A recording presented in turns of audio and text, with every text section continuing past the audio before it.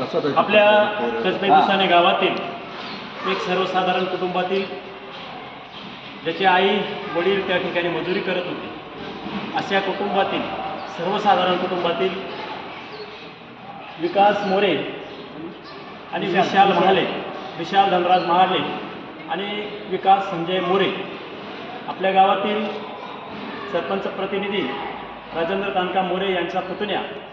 व संजय तानका मोरे यांचा चिरंजीव विकी मोरे विकास मोरे याने अथक परिश्रम घेऊन जवळजवळ 4 ते 5 वर्षापासून तयारी चालू होती आणि त्या माध्यमातून तो 2-2 1-1 2-2 मार्काने त्या ठिकाणी त्याला अपयश येत होतं. परंतु शेवटी तो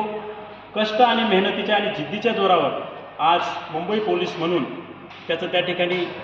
निवड झालेली आहे, सिलेक्शन झालेलं आहे. त्याबद्दल दुसाने ग्रामस्थांच्या वतीने, या पंचकृषीच्या वतीने, आदर्श ग्राम विकास मंडळ दुसाने यांच्या वतीने, त्याचप्रमाणे ग्रामपंचायत दुसाने यांच्या वतीने आणि या गावातील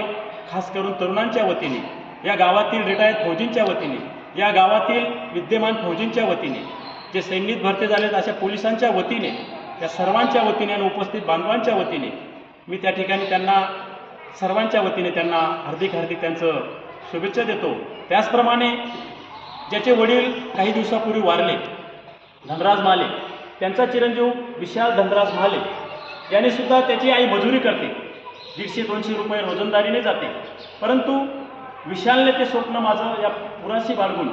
माझ्या आईची मेहनतीचं निश्चितच फळ मिळेल या दृष्टिकोनातून त्यांनीही त्या ठिकाणी 3 ते 4 वर्षापासून तोही त्या ठिकाणी मेहनत घेत होता.